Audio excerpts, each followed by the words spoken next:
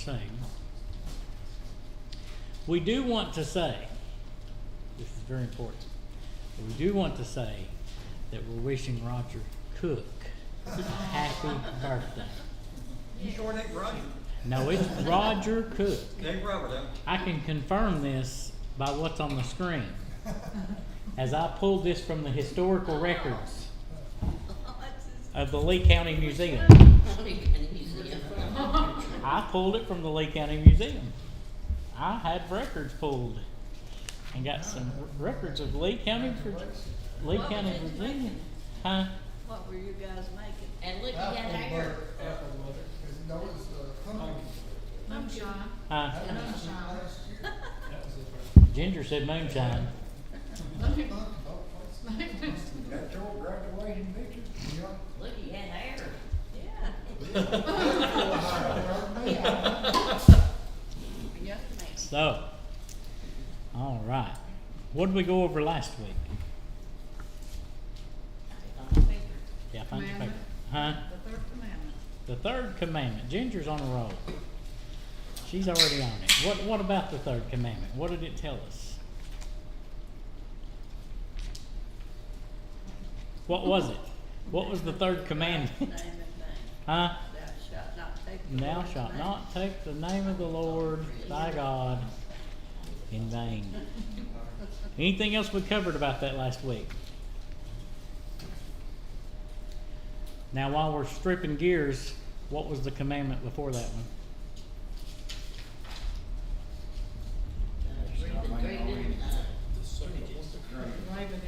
Okay, what was the one before that? Number one. Yeah. Before me. Yeah, so we look at those three that we have had, that we've looked at as we've studied this going forward and what we're studying tonight. But not to take the name of the Lord in vain. Now, these referenced verses that we're sticking from tonight, all coming from Exodus 20, in case that you have or have not booked. Yes, what?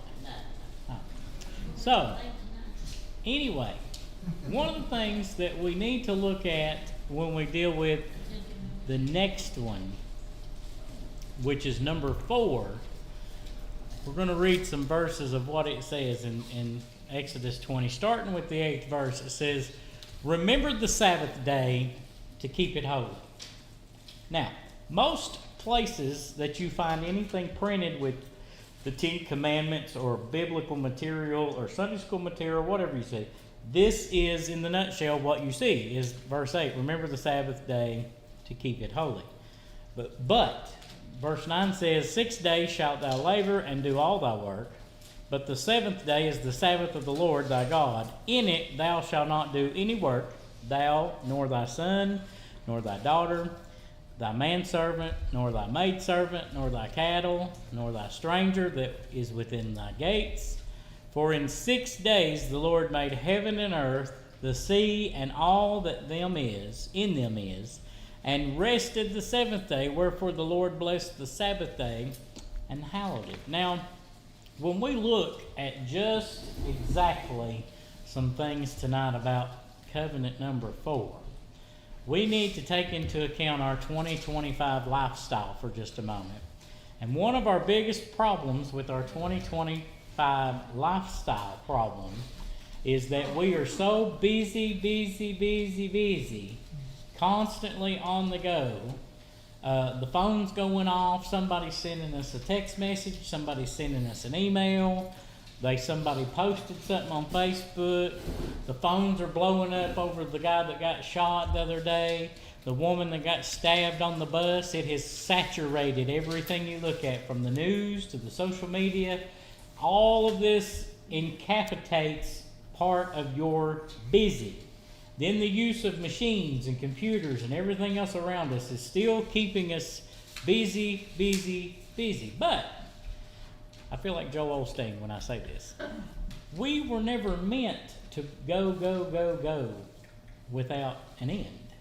We were never meant in any purpose to do that.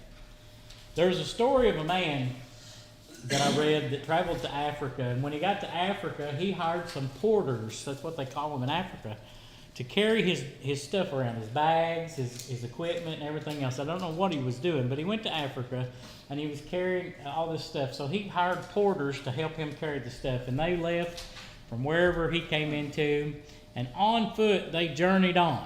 And I remember the story telling about this man from Africa when he journeyed on. They went on so far, and they kept going, until finally he turns around and he looks, and he sees the porters sitting under a shade tree. And there they are under this shade tree, and he comes back and says, "What are you all doing? We've got to keep going. We need to go. We got to keep going. We got to get to where we're headed."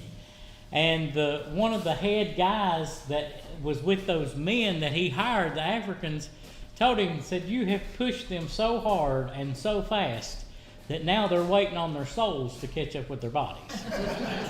So when we get into how busy we really are you busier now in 2025 than you were in 2020? Yeah. Yeah? Are you busier in 2025 than you were in 2000?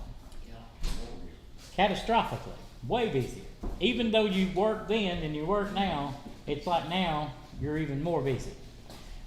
Some of the retirees in the room, I've got people that tell me after they retire, they do more when they're retired than they did when they worked. Yeah. That it seems like they're busier.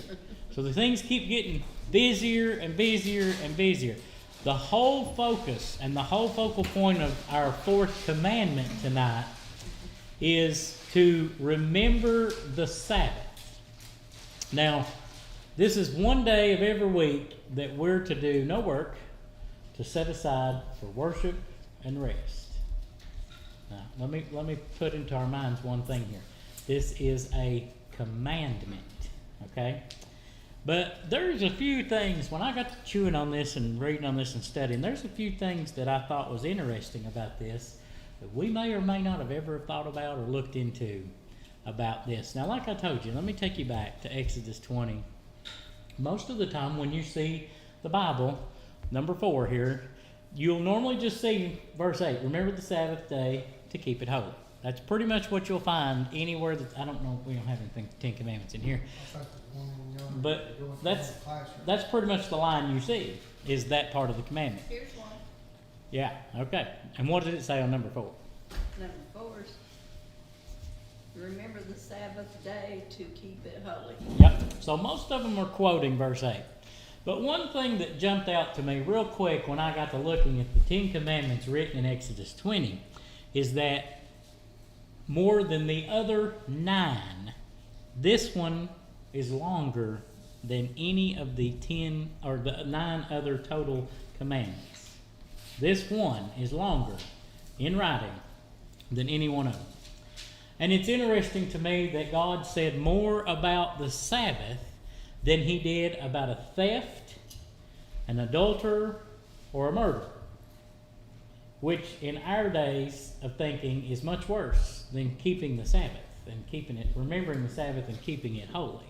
But he wrote more about this, and it is the most mentioned commandment in the Old Testament of any. It is the most mentioned of the 10 in the Old Testament, period. One of the things that tells me right off the bat before we even dig into it is that this is not something that we can keep only when we feel like it or when we can find the time. Because this of the 10, he wrote the most about when he gave the 10 Commandments. Now, if you went over to Israel right now in 2025, does anybody know what happens when you get on an elevator in Israel?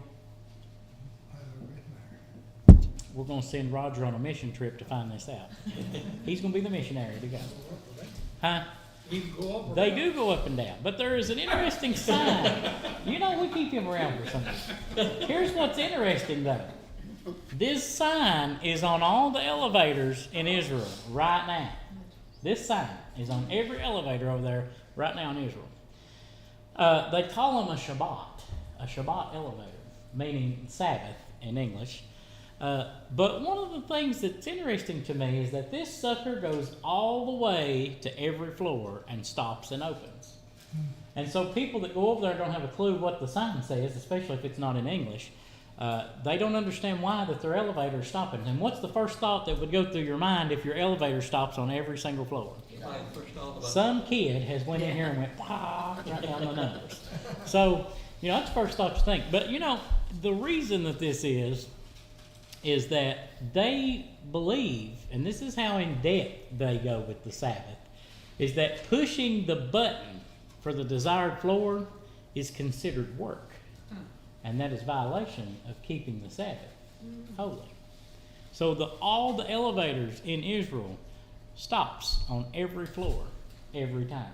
They're programmed this way on the Sabbath. Every Sabbath day, that elevator will open on every floor, all the way up and all the way down. Because the effort of work to push the button that you need to push to go to whatever floor you're going to, they considered work. And that in turn violated the Sabbath, of remembering the Sabbath to keep it holy. Now that's how in depth that it goes with some practices in the world. But one of the things else that I get really interested about, the interesting thing to me is that have you ever thought about the fact that Jesus himself never repeated the fourth commandment? Not one time does Jesus ever repeat the fourth commandment. Only one of 10 that Jesus didn't repeat directly, and nor the New Testament writers spent very much time on whatsoever. Very little time was spent in writing in the New Testament about commandment number 4. Why? Why is that? Anybody can tell me why? Why is that not? Jesus never even directly repeated it. Now we keep a different day as our Sabbath. Okay. Back Okay. then, Okay. Consider Sunday your Sabbath. So the day changed, first of all, right? Yeah. So the practice of things goes back to one of the reasons why that our commandment says to remember the Sabbath. Now let me prepare you, because this is going to be real, okay? But what day did Jesus rise from the dead? The third day. Huh? The third day, whatever day that was. First of the week. First of the week, on Sunday. The first of the week, on Sunday, was what day Jesus rose from the dead. Okay? Now, you think about that. You think about that.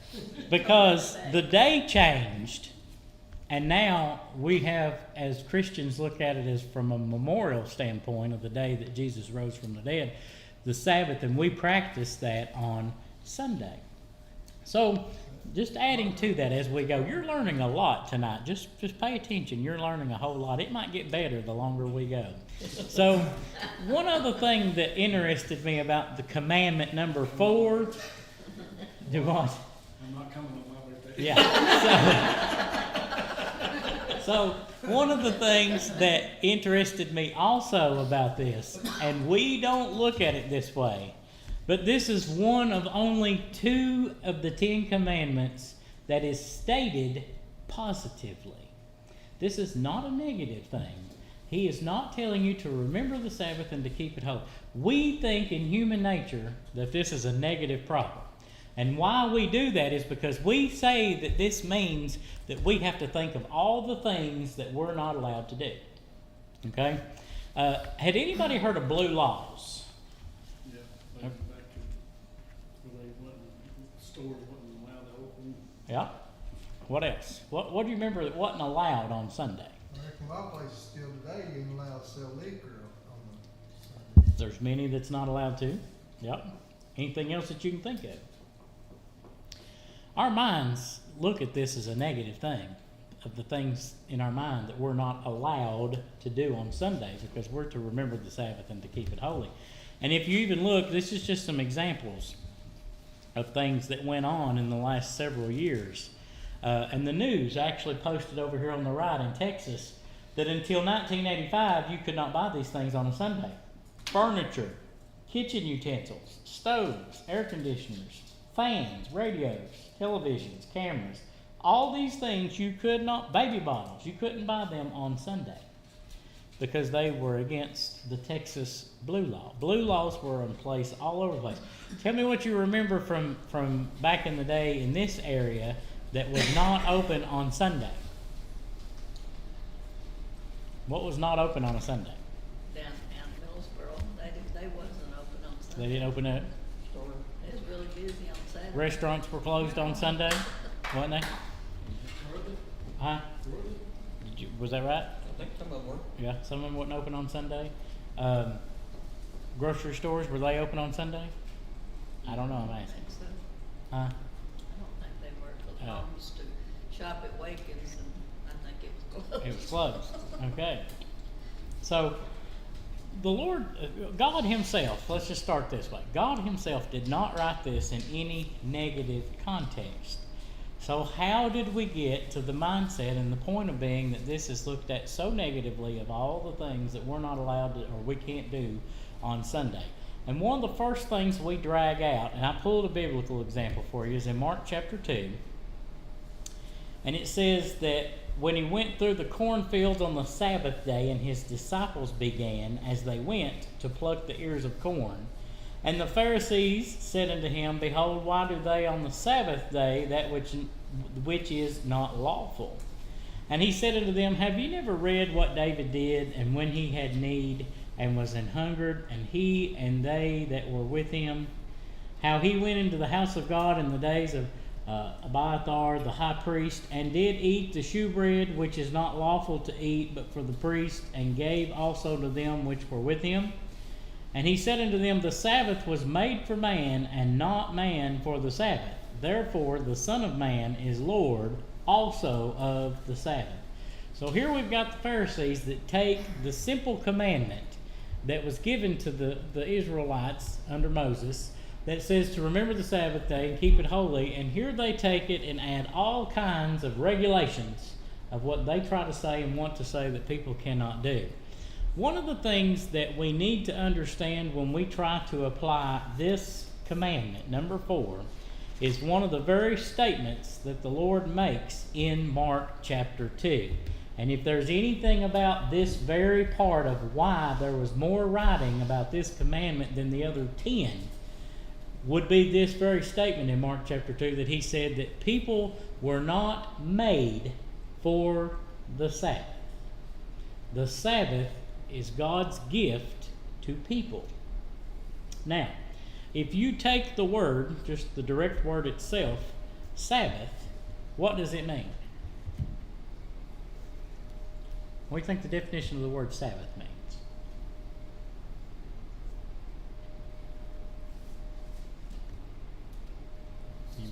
Day of rest. Okay. I've got the day of rest. Anybody else got any definitions of the word Sabbath? If we take, as Robert said, if we take the actual definition of the word Sabbath to rest from labor, this is straight from the biblical dictionary. The day of rest, its first mention is having been instituted in paradise when man was in innocence, and the Sabbath was made for man as a day of rest and refreshment for the body and a blessing to the soul. So, who had Genesis chapter 2? You had that, Ginger? Mhm. What does those 2 verses say?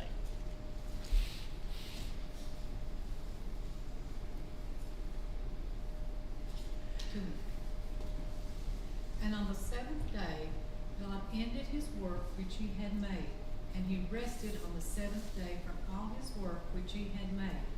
And God said, Bless the seventh day and sanctify it, because that in it He had rested from all His work which God created and made. Okay, and who had Exodus 16:23? Okay. Tell us what Exodus 16 and 23 He said says. to them, This is what the Lord commanded. Tomorrow is to be a day of Sabbath rest, a holy Sabbath to the Lord. So bake what you want to bake, and boil what you want to boil. Save whatever is left and keep it until morning. Okay. So the Israelites were to follow a pattern. Look at it this way. The Israelites needed to follow a pattern of working 6 days and resting on the 7th. There's a few things right there that we already know was not practical for them. As slaves in bondage in Egypt, what did they do? What were their jobs? Work, Yeah, but what did they do? So you go, they made, stone and yeah, bricks, stones, whatever they made, just some type of brick, type of block, something like that, out of mud. That's right. How many days a week did they work? 7. 7. 7 days a week they worked in bondage. For them, their week began on Saturday and not on Sunday. Interestingly, Ginger read in Genesis chapter 2 about when he formed the heavens and the earth. Why did he stop on day 6? He was finished. Huh? He was finished. Okay. Anybody else got any other answers to that? Why did he stop on day 6? He could have went on. I mean, he could have. But just think about it in your mind. You ever wonder why? Why did he stop on day 6? I thought it was completed because he thought it was completed. Okay? So in other words, God says that everything that's needed, he's made. In that 6-day span, everything that's needed, he's made. That's enough. And we get to this 7th day. Now, who had Genesis 1:31? And God saw everything that he had made, and behold, it was very good. And the evening and the morning were the 6th day. Think about it in your mind that he wanted to establish a pattern for the Israelites to follow. What if I had to ask you in other words, what would the Israelites represent if we had to give them any other name? What would they be representing? Church. Okay? What else? Now think about it. God rescued them from slavery. Okay? Freed them from slavery. And because of that, Israelites themselves were prominently pronounced as what? What were those known as? God's chosen people. Okay, the chosen people. Those were also to be the image bearers that needed a pattern to follow, because all they know is 7 days a week work. They're slaves, and they were in bondage, and they worked 7 days a week. They need a pattern to follow his image, because they are image bearers. Okay? We want to put that in our mind, because when we look at why God stopped and all these things, there's a few calculations that we look at. And if you think about it, now this is just in Revelation thinking, there's 24 hours in a day that the earth rotates on its axis. What determines our months and when they, what determines that?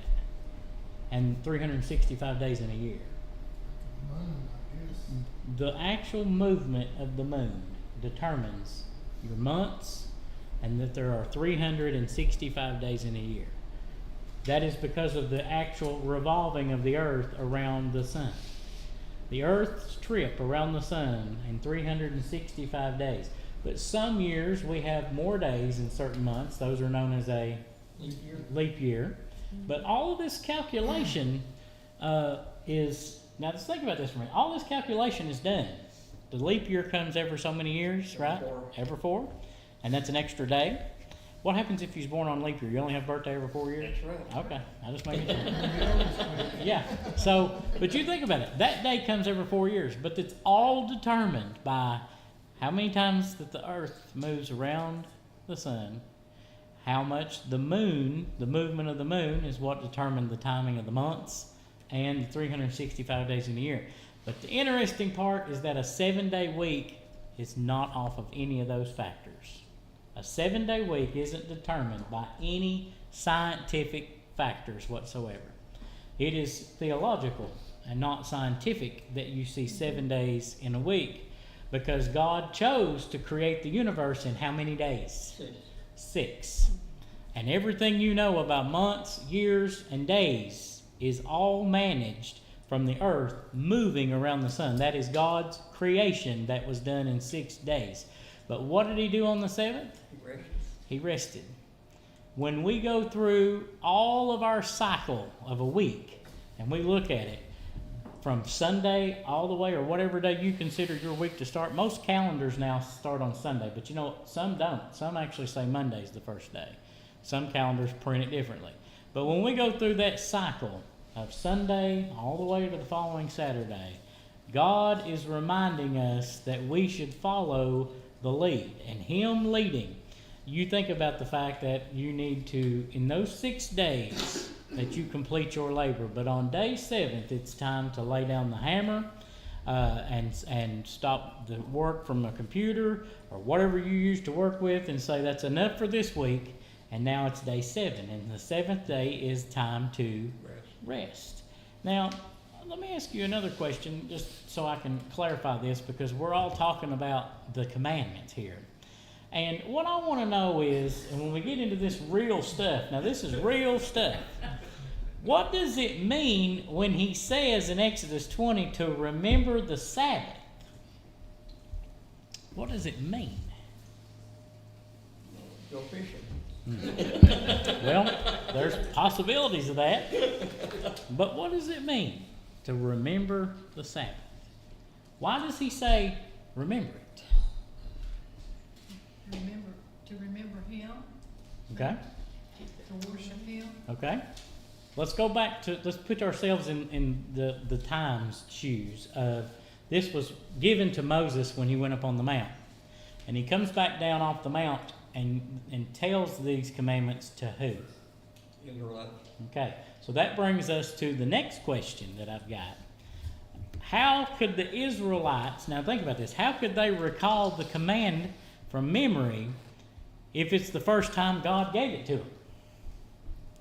Because he tells them in the 10 Commandments to remember the Sabbath. But this is the first time that God's given them the commandments. Well, how are you going to remember from memory if it's the first time that God gave the 10 Commandments? Anybody know? It's in there. Is it? Yeah, sure is. Tell us where it's at. Let's go back and make it real easy. Now, I'm telling you, there's stars all over the place. There's stars all over the place. You just can't believe it. So, Oh, wow. in Matthew 6, now telling you, Matthew 6:11, he says to give us this day our daily bread. Now, Robert's going to read us, because it's not his birthday, Exodus 16, 22 to 26. Tell us what that says. Exodus 16, Yeah. 22. 26.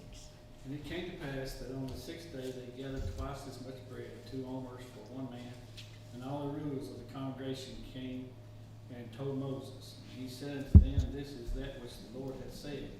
Tomorrow is the rest of the holy Sabbath unto the Lord. Bake that which is that you will bake today, and set that which you will seal, and that which you remaineth overlay up for you to be kept until the morning. And they laid it up till the morning, as Moses spake. And it did not stink, neither was there any worm therein. And Moses said, Eat that today, for the days of the Sabbath unto the Lord. Today you shall not find it in the field. So, during the time that the children are out there, they've come out of slavery and out of bondage, and they're out there thinking they're starving to death. And God sends manna straight out of heaven. Every day lands on the ground in the wilderness. And the Lord instructed them to do something. Every day you only get enough for today. That's it. All week until Saturday. Now I'm putting this in our week, Monday through Saturday. Our 6th day on Saturday, you gather enough for today and tomorrow. 2 days on today. It became part of their covenant relationship with God that they collected this on the 6th day. There was no manna that fell on day 7. Why? Why? It's been working. Because God rested the Sabbath, and the manna did not fall. They were to get all their labor done and work. And he tells them, you make up what you need, you boil some of it, it will not go bad. And that was the only day that it didn't spoil. The only day it didn't spoil was the day that they were commanded to rest. That is a relationship of following. That is a relationship of being obedient to a command. Now, who had Psalms 147? Okay, let's hear what 19 and 20 say. He sueth his word unto Jacob, his statutes and his judgments unto Israel. He hath not dealt so with any nation, And as for his judgments, they have not known them. Praise ye the Lord. The Lord didn't command Gentile nations to observe the seventh day as a special day. So the Sabbath came to represent a unique sign between God and his people. Now, to remember something means, in this term, now we're talking about the commandment, to memorize something means to memorialize through obedience. That means that we are Sabbath to cease from working and to rest. So if you stop your work and you cease your efforts of work and your labors to rest, to remember the Sabbath day and to keep it holy, this means that you are obeying, in obedience, you are obeying to keep the command. And you think about this when the Lord tells them why he says to remember the Sabbath, because just 4 chapters earlier is when he started performing a routine pattern for them to learn to follow. After they're out of slavery, the pattern starts appearing. They are image bearers, and he is leading and showing them what they need to be doing and how they need to do it. Now, if we look at verse 11, it says, "For in 6 days the Lord made heaven and earth, the sea and all that in them is, and rested the seventh day. Wherefore the Lord blessed the Sabbath day and hallowed it." One of the things that's interesting is that he set it aside as special and different from the other days of the week. Now, in Exodus, I wrote this down, that the Lord instructed the people to remember the Sabbath day because it was rooted in creation. Okay? But in Deuteronomy, the Lord instructed the people to remember that day because it was rooted in redemption. Set this day aside special for the Lord. How do we practice Thanksgiving Day different than other days of the week? We have turkey. Walmart's closed. Kroger's is closed at a certain time on Thanksgiving Day. I think it's later in the day, ain't it? Kroger's, we used to close them later in the day. But there is an observance. Let's go along this. Roger eats only turkeys. Oh, no, I can have too. Thank you. I was waiting on that. So you think, but in observance, most people say they have ham or turkey or both on Thanksgiving Day. Okay, how do we observe Christmas? Gifts. Okay, what else? Anything else we do to observe Christmas? I say All the decorations. All the decorating, Eating. all the eating, Christmas parties. What about Easter? What do we do to observe Easter? Eggs. I've never seen a rabbit lay an egg. I've been looking, but I ain't found it. I've got rabbits, and they don't lay eggs. But anyway, just think about this for a minute. We set aside those 4th of July. How do we celebrate the 4th? fireworks. So yeah, set everything off on fire. So, you know, well, every holiday that we have in the U.S., we observe that holiday for a reason. And we set that special day to reserve in observance. And, you know, you set these things aside all the way through. Who had Deuteronomy 5:15? All right, tell us what that one says. And remember that thou wast a servant in the land of Egypt, and that the Lord thy God brought thee out thence through a mighty hand and by a stretched out arm. Therefore the Lord thy God command thee to keep the Sabbath day. Okay. And who had Exodus 6 and 6? Me. Okay, what's it say? Wherefore say to the children of Israel, I am the Lord, and let's see my eyes. And I will bring you out from under the burdens of the Egyptians, and I will rid you out of their bondage. Stretched out arm. I can't read my eyes, but I can. Throw it out there, Robert, before we got on I that. can't see. He's got it. And I will redeem you with a stretched out arm and with great justice. So we find references all through our time of this set aside observance for this special day. we observe to keep the Sabbath, remember it, to keep it holy. Now, if we looked at this as a standard, God gave it to them and told them they need to remember this because they, their manna that they collected was done this way. There's other patterns that are practiced and done this way from the beginning of time. God set it up and did it this way. But then we also look at the same thing. Now here we go. There's a lot of importance because just as much as God telling us the commands that were good for us, there's also a penalty for not following the commands. And I'm going to give you some examples here in just a second. Here's an example that happens. So, 6 days may work be done, but in the seventh is the Sabbath of rest, holy to the Lord. Whosoever doeth any work in the Sabbath day, he shall surely be put to death. Who had Numbers 15? Did I give it to? Yeah. Okay, Numbers 15, 32 to 36. That's what we want to know. What's it say? And while the children of Israel were in the wilderness, they found a man that gathered sticks on the Sabbath day. And they that found him gathering sticks brought him unto Moses and Aaron and to all the congregation. They put him in hold, in ward, because it was not declared what should be done to him. And the Lord said unto Moses, the man shall be surely put to death. All the congregation shall stone him with stones without the camp. And all the congregation brought him without the camp and stoned him with stones, and he died, as the Lord commanded Moses. So,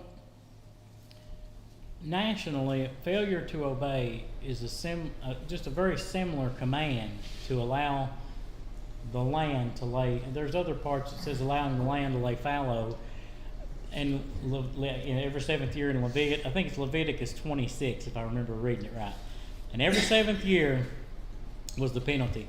And that resulted in exile because there was, I think it was a total out of 490 years of disobedience, they had 70 years of fallow ground laid, that the land laid fallow. For every year, every 7 that they did not obey resulted in exile. That was 1 year for every 7 of disobedience. And the math that I come up with when I looked it up was 70 years of exile out of 490 years of disobedience. Here's what's interesting. Now, we got these death penalties, and we got all these things about the penalty for violating the 4th commandment. But you know what I find the most interesting is that there is no mention in the New Testament about a penalty for disobeying the 4th commandment. It is in the Old, but there's no mention specifically in the New Testament of a penalty for disobeying the 4th commandment. Now, you look at things, we're in 2025, no matter how much that a person works, and this is human dignity in itself, no matter how much a human works trying to collect as much money as possible, the millionaire that works on the weekends is in as much bondage as the person who is barely getting by. When we come right down to it, the millionaire that works on the weekends to make the big money, because all of the working people are out on the weekends spending money, he is in just as much bondage as the person that's trying to work to make as much money as possible because they are barely getting by. Let's go back to what we said in the beginning. We are not made to be enslaved. We are not made to go without an end. The more on us, now this is studies, and this has actually been proven, the more that's on us, then the higher all of our relative problems get. And I'll give you some examples. Anxiety, depression, stress, anger, all these things increase when we're constantly on the go. The more pressure the world or work puts on us, the more these things increase. Our human dignity means more to God than your work that you think you have.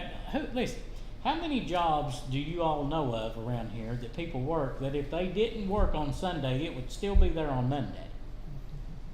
Now, Roger and Robert don't work on Sunday, but I'll guarantee you that whatever he left off with Friday or Saturday, there won't be nobody showing up on Sunday to volunteer to finish it for him before he comes back on Monday. I guarantee you that. Sometimes we get in our heads, if I don't do this, I'm not going to be able to sleep. If I don't go do this and get this done, then it won't be ready for Monday when we need to do something else. We're not made to be enslaved into these things. That's not how God created the whole image bearing of what he even presented to practice himself when he started the creation of the world. But just as much as these people that's trying to make ends meet, there is in as much bondage as the millionaire that's sitting out there on the weekend making money. Now, there is a few things that also comes as benefits to remembering the Sabbath and keeping it holy. And I just pulled some easy examples so we'd have something to reference tonight as some things as to why there are benefits to remembering the Sabbath and keep it holy. Holy in itself of memorializing when Christ rose from the grave. And this is the day of salvation that the Lord rose from the dead. We memorialize Sunday as our Sabbath, and we remember that and keep it holy. Do you know that in a study in 2025 that they did this over 2 years, there was a study that said that the emotional stress associated with work is more taxing than the physical stress that people endured 100 years ago. 100 years ago, when we had no technology, none of this other stuff we're dealing with, and everything was down to the grid of you lived off the land, you grew your own food, you've made your own clothes, blah, blah, blah, no electricity, no phones, no nothing. That was physically hard on people.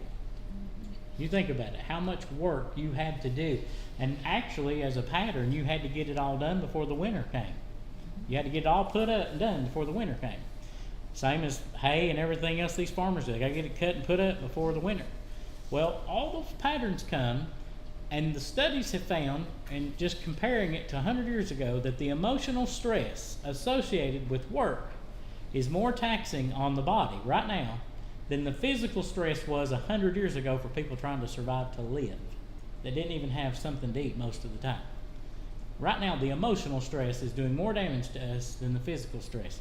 So one of the things that we can do, and this is something that we see in easy tools to use. Let's back up a few 20, 30 years ago. What is most common practice years ago that families did on Sunday? Go visit Family family. reunions. Huh? Do what? We had family reunions. Okay, so you met on Sunday? Yeah. Yeah? With our grandma. What'd you do on Sunday when you met with the family? We ate. You ate? That's the important part. What else? A lot of people went and decorated graves Yeah. Huh? during the family reunion. Yeah? Together. Yeah. And even decorate graves. So, just think about it for a minute. Just all these that you run into of God instituted the structure of a family. And institutingly, one of the things that we utilize, and people don't look at it like this, but this is really the same, is that if we turn away from everyday concerns and get our mind off of that one day of the week, and see things as God sees it, and sees things how God made them to be, if it's just that one day of the week, we are able to reduce the amount of emotional stress on ourselves. Now, most people with most families are able to get along good enough that they can handle being around each other one day a week. So, sometimes it's pretty therapeutic to spend time with family and catch up. You don't get to see them often, you don't hear from them often, or you just don't run into them, or it may be somebody you spend all the time with. But what you're doing on that day of spending time with family on the Sabbath, around church itself, is you are removing all of that external load that the world's putting on you. You're removing all of this extra for something that you're setting aside on something you're doing on that special day. Now, I will say this. One of the important things I found in this very part of the commandment was in Exodus 31:17, where he says, "It's a sign between me and the children of Israel forever. For in 6 days the Lord made heaven and earth, and on the seventh day, here we go, he rested and was refreshed. Now, God, I want you to take this into account how amazing this is. This was nobody else but God. God was refreshed on the seventh day. We need to practice the model that God gave us to do things to refresh ourselves. What are things that you can do on Sunday to refresh yourself? Sleep. That's one. You're commanded to rest. That's in there. What else? What else can we do to refresh ourselves? Go to church. Go to church? What else? How much? Visit family. All right, visit with family. That's an example. Think about it this way. If you take the last 5 Sunday services you sat in, and you take the last 5 Sunday services you sat in and what was preached, is anything in those 5 sermons preached anything to increase your emotional stress? To increase it? Yes. No? Is there anything in any of the singing that made you feel worse of all the week's issues? No? Is there anything that goes on at church on Sunday that you find that pushes you farther into the pit of all the problems you deal with 6 days of the week? No. All of that, paying attention to what's going on in church and what is being preached, because, and you need to think of it this way, if you're here for a reason, you've got a reason to be here, you're here for a purpose, there's a job for you, but at the same time, one of the things that's happening while you're here is you are getting something to refresh you. Just as God on the seventh day and recorded he rested and was refreshed. There are times when, and you just think about it, and I'm just going to use family as an example, there's times when people get together with families and they'll come back and say, Lord, I laughed so hard I thought I wasn't going to be able to breathe. Well, that's good, because you probably don't do that at work. You probably don't do that at home much. You probably don't get a lot of that, but if that's what you do on Sundays, get laughter and some joy and happiness around the people that you're spending time with, that is part of refreshing you. The best refreshment for us spiritually is to come into his presence, into the house, and get something that we know is going to help us when we go back out that door. Because there's nothing being handed to you by the world all 6 days of your labor that's doing anything to refresh you. The world gives you nothing that is going to what we would call refresh us. Now, there is... There's also a calming effect. Yes. Yes. Being around church. Mm-hmm. Or being in church. Mhm. Rather, being in church. With A lot of people feel peace, comfort, security, safety. And all that refreshes you. Really. That doesn't worsen and increase emotional stress or the havoc the world's wreaking on us or whatever work's doing to make us mad enough to knock somebody in the head. I mean, there's just all these things. But you think about it, the Sabbath, that seventh day, keeping it holy and everything in it, God even proved it worked when he had it himself, the first round, recordedly, and he was refreshed. Now, Hebrews 10 tells us something about our duties to God. Let us consider one another to provoke unto love and to good works, not forsaking the assembling of ourselves together, as the manner of some is, but exhorting one another, and so much the more as ye see the day approaching. So, one of the things I'm going to say here that sounds so out of place is that regular church attendance is not only a sign of obedience to the fourth commandment, but it also facilitates that you care about other people. Because, you think about it, the Bible says that we are all a what? Business. Huh? Body, We're one body, but we're all a what? Business. Yeah, we're members. All of us are a member of the body. All of us serve in a different part of the body. And when this well-oiled machine, as I like to look at it as, this well-oiled operation goes like it's supposed to, It's working at its best when all the parts are there and working and in order. So not only is attendance at church in obedience of the fourth commandment, but then it's also showing that you love the people that you go to church with enough to come be part of the thing that you are called to do. Also provides us with the reminders that we need to persevere in the faith. Now, one of the things that was interesting was, and you think about this, in Luke 4 and 16, I put this on here so we could see it, but in Luke 4 and 16, when he came to Nazareth and he'd been brought up, and as his custom was, he went into the synagogue on the Sabbath day and stood up for to read. Who do you think that was? Jesus. Now, out of everybody that was in the church, as we'll call it, on the Sabbath day, the synagogue, the one that the least amount of need was, you think about this for a moment, who needed it the least, if we were going to even say it that way, to be at church on Sunday would have been Jesus himself. But he even proved to the people the pattern of what to follow, the image bearers of how to do this, because he himself went to the synagogue on the Sabbath day and stood up to read. Now, think about this. What would it have been like? Now, I just want you to put you in your shoes, and this is for yourself. This is what it's like in my mind for people that don't show up at church without a reason. And there's legitimate reasons and excuses of why we can't be here. But let's just say you decide you're tired and you just decide you're just not coming. Let's just use it that way. There's just not really a reason, you just don't come. What would it have been like for Jesus himself, who is teaching everybody how to follow him, and then he didn't show up on Sunday? How does that work? How would that go? Oh yeah, go do as I say. Just don't do as I do. You need to be in church. You need to be there. But that one Sunday that they come to visit because you invited them, you ain't here. And when you say on Tuesday, buddy, where was you at? Hi, buddy, I was just tired. I just decided to stay home. You see the effect of what happens when there's -1.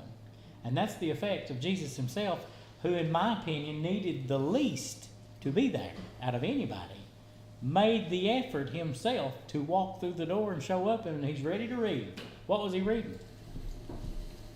Old Testament. The scriptures. So you think about it, just think about it in yourself of what you know and what you learn from the Bible, that one of the things that we see all through time and what we deal with is the fact that even in practice, it is pronounced that when anytime we have people missing church, that's one missing. -1. God says this is the number of people in the body. This is the people that have a job to do. Everybody has their own special part in this thing, and we're missing one. We're missing one. There's one missing. Here's one of the things that we run into. And this is why remembering the Sabbath and keeping it holy. Now, I'm going to make this as plain as I can.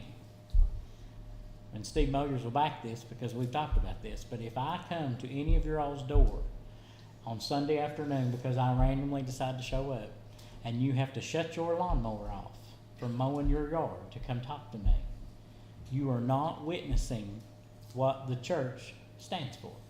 You are not being a witness to anybody that you as a Christian believe and follow one of the 10 Commandments. Now, Roger's here tonight, and he will say this. There was once upon a time that he had to mow his yard on a Sunday, many years ago.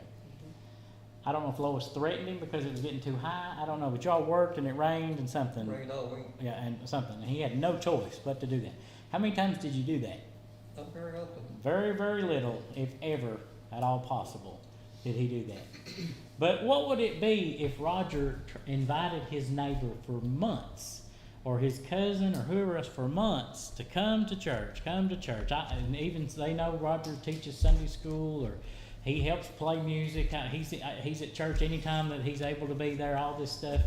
And then they show up on Sunday, and Roger starts mowing his yard every Sunday. He starts mowing the yard. And next week, he's got the hedge trimmers out, and he's clipping all the hedges down. And they're sitting there. Now think about that for just a moment. There's more to practice here than just the positive benefit of remember the Sabbath and keep it holy. Because if you obey and do as you're commanded, then you are a witness to people that you're willing to cease from whatever the world demands of us. We are willing to cease our work from whatever the Lord demands from us. And when we have people, and I'm not talking bad or down about anybody, I'm telling you that the Lord said that all the labor is to be done by 6th day, and the day 7 is to rest. Now, that brings us to a little common plate of conversation. What about all these people that work jobs that are scheduled to work on Sunday? Huh? But he has. Rick did on Sunday has mornings been. all the time at Kroger. Yeah. Yeah. Huh? I did. Yeah. You had to work on Sunday. You scheduled to work. They're open. There's actually a law that says that they can't require. There is some laws that says based off of religious preferences that they can't make you work. But think about it for a minute. You go, okay, let's look at it this way. You leave church here on Sunday morning at 12:30 and you go eat. And you're sitting at a table in a restaurant that someone is working on Sunday during church time. And they're waiting on your table. Your gas station gas you had to buy because you didn't get none all week, that clerk sitting in there behind the desk has been there the whole time church has been going on from 10 o'clock on. They're sitting in there working. But you showed up to get gas on Sunday. I know preachers right now that will not buy gas on a Sunday. They will not go out to eat on a Sunday. They will do nothing that causes someone to have to be working. We They had won't. one of them. Huh? We had a pastor like that. Won't go out to eat on Sunday, won't buy gas, won't go, huh? What do they Whatever you got at the house that you bought all week. Oh, did they? Yeah. Yeah, or you cook, some people don't even cook on Sundays. They cook it on Saturday and eat it on Sunday. I know people that do that now. I've got one that, a friend of mine that he pastored a church, he ran out of gas. And I pulled up on the side of the road and he's sitting there and I said, you want me to take you to go get gas? He said, no, take me to the house. I'll come get it tomorrow. And he left the vehicle sitting on the side of the highway till the next day. When I come back through to go to work, he was there putting gas in it to leave. He left it the whole day and never even put a drop of gas. He said, nope, I'm not doing it. He said, take me to the house. I said, okay. But, and everybody says, well, that seems so crazy. You know, and that's, and I've even said in my own mind that some people, if we shut every restaurant, grocery store, and gas station down in this area and shut it down, that the likelihood of those people coming to church is very, very minimal. And in some ways, the weight of that reason is because of what we practice on Sunday. They see there's no benefit to it. They see no difference in Sunday, Saturday, Monday, Tuesday. The benefit for them is that we're going to all go out and eat so we don't have to cook and work on Sunday because we're resting. Making them work, they're going to make more money in tips because Sunday's one of the busiest days in the restaurant. For them, that's the best day to be there. But what are we providing as the example when we, as a witness, being a witness to these people, if we're obeying by going to church, and this is another example I put the other day, if we obey the example, if we go to church religiously every Sunday at 10 o'clock, and at 2 o'clock on every Sunday we're mowing the yard, and then we're on the roof working on a leak, and then we go outside, change oil on 3 vehicles, and do something else, what are we showing? What witness are we showing these people? Just another day. It's another day. He's going to do the same thing on Sunday that he did yesterday, Friday. And the commandment says that you are to remember it and keep it holy.